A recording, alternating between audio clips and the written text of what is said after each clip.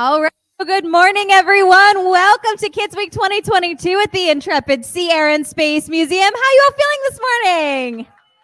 Oh, yeah, love the enthusiasm. And hello, welcome to those of you tuning in from home as well. We are so excited to be back here on site for Kids Week at the Intrepid Museum. My name's Alicia. I work here at the museum. And I got to say, we have so much fun stuff going on. We have had such a blast this past week. Today is our last day of Kids Week. So if you're local, come on down. We still have a few more hours of this fun.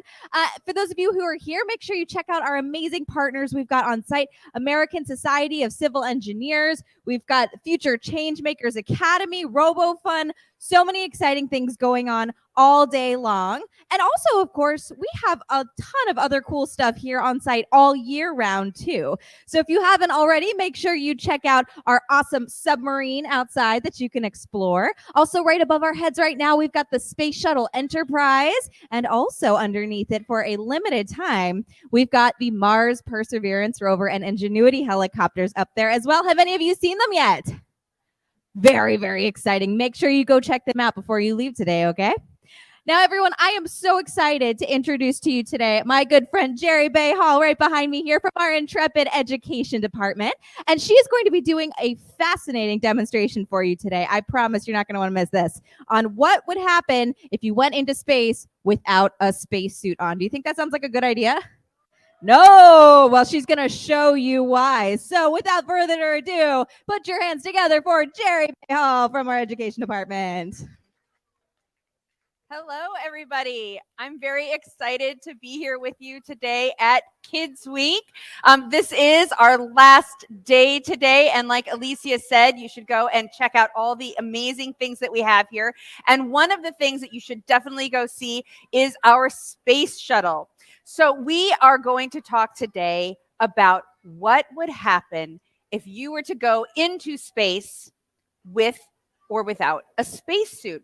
So I'm going to ask you a couple questions about what life is like here on Earth and about what protects us here on Earth. But first, a couple questions about things that we do to protect ourselves in everyday life. So if you were to go out and ride a bike, what would you put on to protect yourself if you were to ride a bike? My friend right here, what would you do to protect yourself on a bike? Okay, so you would wear a lot more than I would wear, knee pads and elbow pads and a bike helmet. And that's to protect our body, okay? And what about if we were to go, let's say, scuba diving, if we wanted to go underwater, what might we wear to protect ourselves deep under the ocean? My friend right here in the front, so I can hear you. You would wear a wetsuit, right? Or a dry suit, depending on how far under the ocean you're going to go. Because our bodies are not made to go deep, deep, deep underwater. Depending on how far you go under the ocean, you want to either keep yourself very nice and warm or protect yourself way underwater. You want to keep yourself nice and warm. Also, if you go very, very far scuba diving, the pressure underwater kind of squeezes your body and you want to make sure that you're all pressurized. Also, when you go diving underwater, what do you want to make sure that you have with you at all times? My friend in the red shirt. You want to have an air tank. Definitely, you want to have an air tank. Okay, so a lot of the things that you use to protect yourself here on Earth are a lot of the same things that astronauts use to protect themselves in space. And I brought out from the depths of my office these amazing NASA space pants. All right, so these are some pants that you see here that astronauts might use in space. And what do you notice about them? Do they look like regular pants that you might use here on Earth? What do you see here? My friend right here with the almost bubbles. What do you see? What color are they? They're white. They're white pants. Yeah. And so in space, they have white pants to actually reflect the sun, because in space, actually, when people go on spacewalks, it's very, very hot. And they want to make sure that they reflect the sun's rays to keep them cool. Spacesuits are made of protective materials like Dacron and Gore-Tex, very strong materials. I'm going to turn around here and I'm going to show you a picture of a man. What is this man doing here? What is he doing? He looks like maybe he's walking on the moon, not quite, but he's definitely walking in space. This is a man, an American man named Ed White. And this is the very first man, American man, to do a spacewalk, or an EVA, an extravehicular activity. So in 1965, the first American made his EVA, an extravehicular activity. And you can see that he is wearing a space suit and a space helmet to protect him from what? What is he protecting himself from?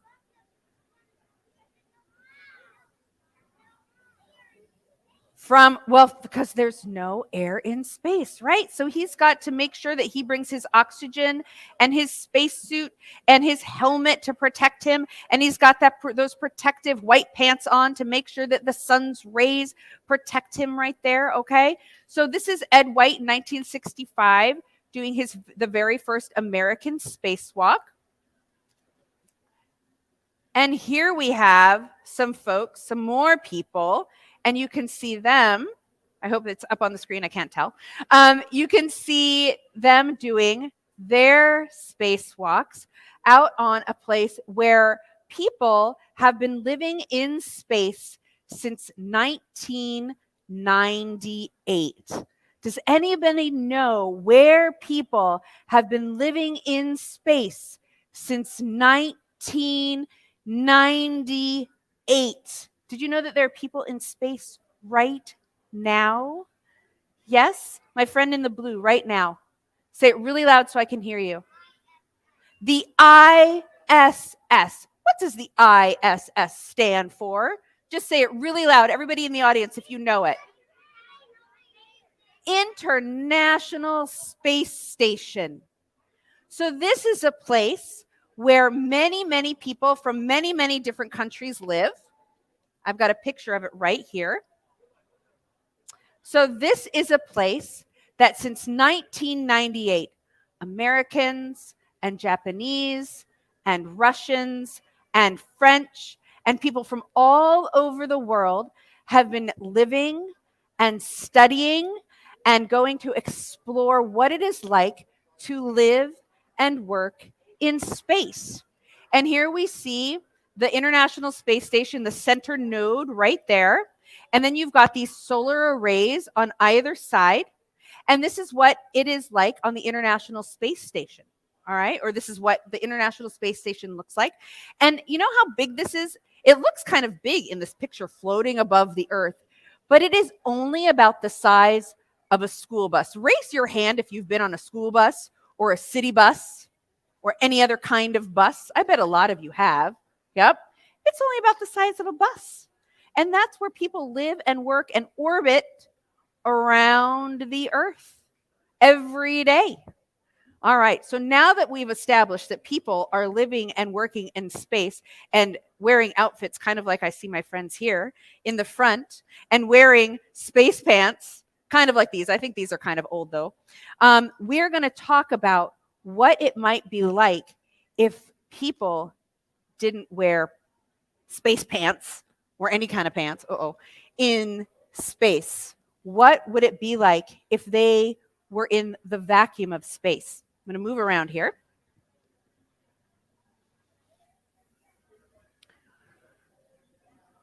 So when we live on this planet, what is this planet called? You can shout it out for me. When we live on Earth, that's right, we are protected by something. We are protected by, let me see if I can get my picture here. Here's a picture of Gemini capsule in 1965. We're protected by something on Earth, and you can kind of see this very thin layer of something that we're protected by. My friend in the orange shirt, what are we protected by on Earth?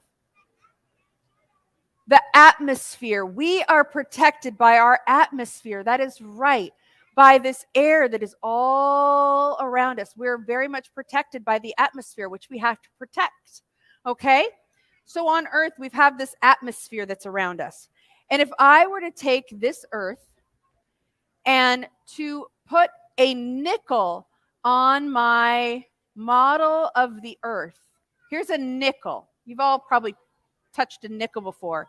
The atmosphere is about as thick as a nickel placed on top of the Earth. That's about how thick the atmosphere is. It's not very thick. That's not to scare you. That's just to tell you how thick it is, all right? So here's our Earth, all right? And now, here we have our Earth, all right? And what is our Earth, if you look at it, what is it mostly covered with? If you kind of look at it, we've got a lot of different colors on here, but what is it mostly covered with? Right down here, shout it out really loud, my friend with the pigtails, the braids, that's you. It's mostly covered with water, that's right, okay? And did you know the Earth is covered with about 71% water, with liquid water, all right? And so are we. Human bodies are made up of mostly water. Depending on your body makeup and how big you are, we're about 60 to 75% water. Now, if an astronaut were on the International Space Station and they, opened the wrong door on the International Space Station, we're going to see what would happen to their body that's made of mostly water if they were to go out. Now, what I have here in this contraption right here is called a vacuum pump or a bell jar. Now, what we can do inside of this bell jar is create a vacuum. Now, in space, there's no air, or there are trace amounts of gases in the atmosphere. So you might have some oxygen, you have different nitrogen, you have a lot of different gases in space, but for the most part, it is a vacuum, no air. And that's what we're going to see, what happens to water when we place water into a bell jar, or what would happen on our Earth if we were to take away the atmosphere of our Earth. All right. So I'm going to do an experiment here. Scientists like to do experiments. And I've got just plain water that I got out of the tap in the bathroom. And I've got a cup here. And I'm going to put some water in here. Okay. All right. So I'm going to close this up because I tend to be kind of clumsy and I don't want to spill it. All right. So I'm going to just put this room temperature water in here, and I'm going to test it that it's room temperature. Okay. Now, this is what our water molecules look like right now. It's H2O. This is hydrogen and oxygen, 2 oxygens. Okay. Here we've got our water molecules. This is what they're kind of hanging out doing right now. They're in liquid form. And we're going to see what would happen. I don't want it to tip. If our astronauts were to go out into space and the open parts of their bodies that are exposed to space, what would happen to this water if it were exposed in space? Here we go. Being very careful because I don't want it to tip. I want to make sure this is sealed. It's going to make a loud kind of noise right here as I turn on my vacuum pump. So what do you guys think is going to happen? Make a prediction. And you can turn and talk to the person next to you as opposed to shouting it out. What do you think is going to happen to this water as I turn on my vacuum pump? As I take away the atmosphere? And I'll give you about 10 seconds. What do you think is going to happen to this liquid water that has an atmosphere, about 14 pounds of pressure pressing down on it, just like we've got air pressure pressing down on us at all times right now. Our Earth's atmosphere. When I take away the atmosphere, turn and talk to somebody. What's going to happen to the state of this matter, of this water right here? Make a prediction. Be a scientist. All right. Here we go. Let's see. I'm going to make sure it's got a good seal. It's not leaning on anything. Are you ready? Okay, let's see.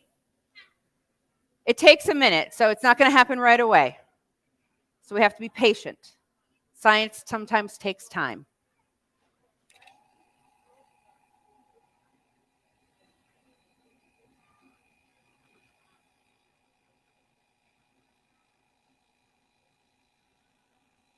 You see anything happening yet?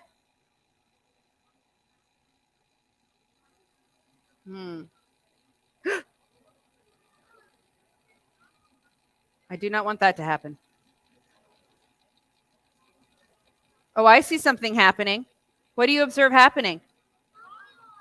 Bubbles. Oh, so what is happening to the water? Bubbles are floating up. What is the bubble? It's boiling. What gas is escaping? Does somebody in the audience know? Remember, we've got hydrogen and oxygen. Ah, okay. So, since I took away the atmosphere, the gas, the water is immediately going from a liquid state to a gas state. It has no atmosphere, nothing heavy pressing down on it.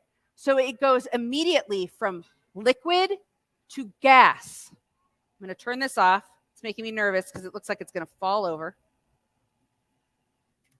All right. So it boiled. It went immediately, that water went immediately from a liquid to a gas state.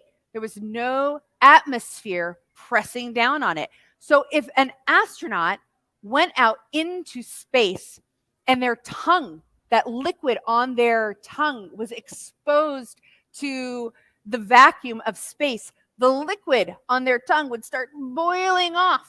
And any other liquid in their body would start bubbling off. All right? It would turn immediately from a liquid state to a gas state because it doesn't have any pressure poking down on it. All right, so I've got to do this very carefully because we don't want it to get wet. Hold on here. There we go. I'm going to let some atmosphere back in there. Oh, boy. There we go. Whew. Okay. So do you think this is going to be hot? Do you think I should stick my finger in there? Yeah? You think it's going to be hot? Nope. Totally cool. I didn't add any heat. I did not add any heat to it. All I did was take the pressure away or the atmosphere away. So all I did was remove some of the atmosphere. I didn't have any pressure holding down on it. So that's one of the things that would happen to you if you went in space without a spacesuit. All right. So next experiment. Let's pretend we were sucked out into space and we were like, uh-oh, what am I going to do with my lungs? Am I going to take a deep breath in or am I going to blow all the way out? I want everybody to do that, okay? Take a deep breath in, fill up your lungs, and then blow it out. Okay, which do you think is wiser now knowing how the atmosphere works on our bodies? And I've got an experiment here. I've got a filled up lung and I've got an empty lung. Which do you think is the better thing to do if you're sucked out into space?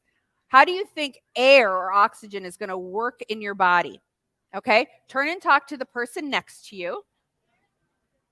Turn and talk, and we'll see. Is it better if you're sucked out into space without your spacesuit to inhale and fill up your lungs and then kind of paddle back in or have someone pull you back in, or press out your lungs and then have someone reel you back in?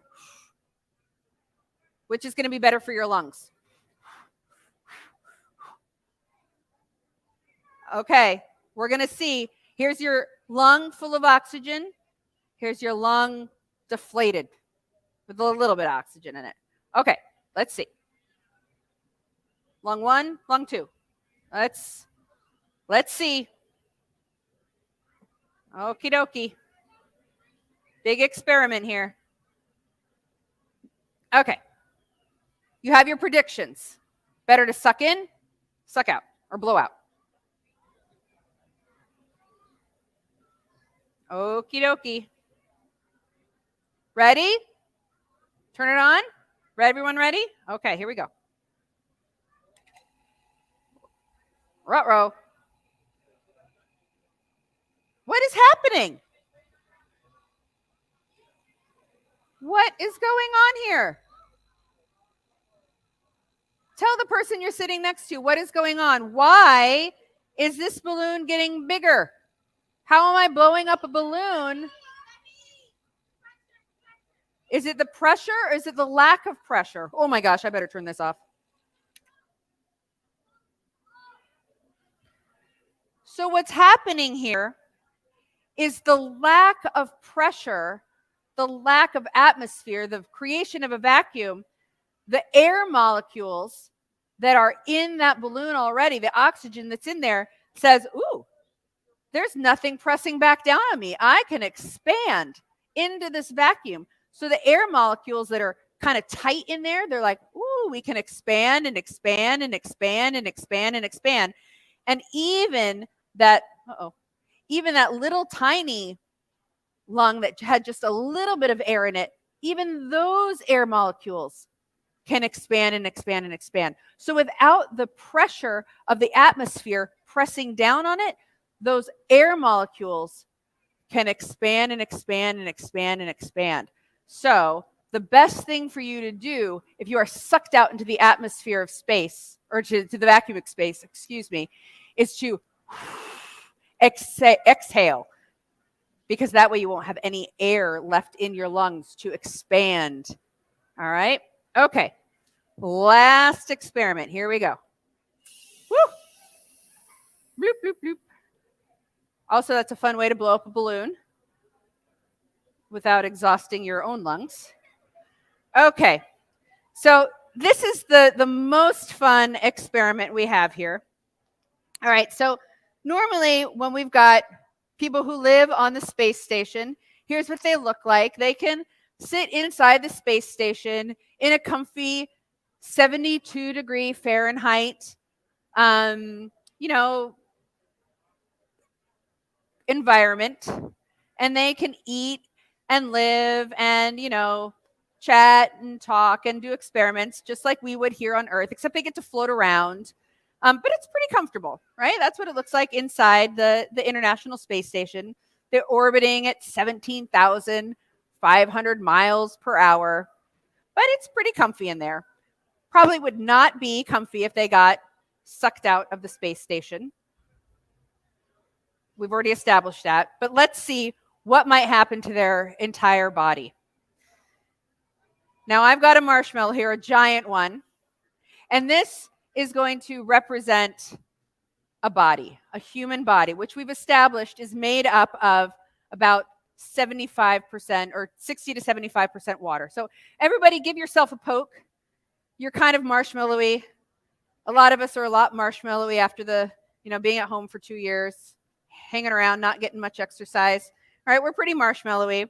Now, this doesn't represent a full body because it doesn't have bones in it, right? But it does have, structure like a human body would. It's kind of squishy. It's got some air pockets in it, like we have air pockets in it. Has some, water in it. And so we're going to pretend that this is a human body. So what do you think? And again, make a prediction, make a hypothesis. What do you think is going to happen to this marshmallow when I put it in this vacuum chamber? Make a prediction, turn and talk to the person next to you, and let's see what is going to happen to this marshmallow as I put it into this vacuum chamber. What is going to happen? I have a prediction. It's not going to be like sitting around a campfire, or maybe it is. I don't know. All right. Here we go. Are you ready? Yes? You're ready to see this marshmallow get sucked out into space? This poor marshmallow, it did nothing to deserve this. All right, here we go. You want to give it a count of 3? 3, 2, 1. Oh boy.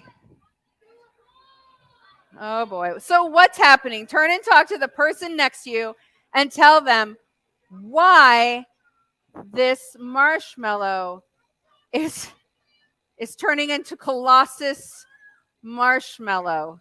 Oh no, look what's happening.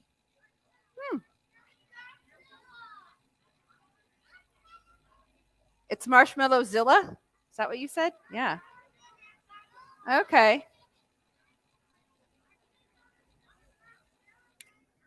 All right. So again, because we took the atmosphere away, because we exposed this object, this marshmallow, to a vacuum, there was nothing pressing down on it.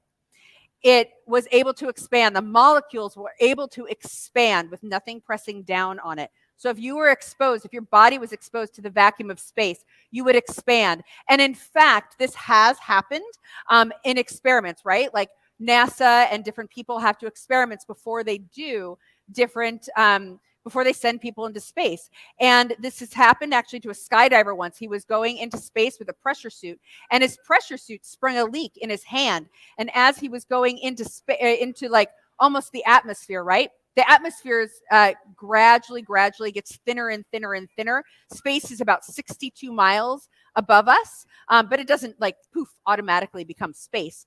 But as he was coming down, his hand started swelling and swelling and swelling because his pressure suit wasn't correctly pressurized.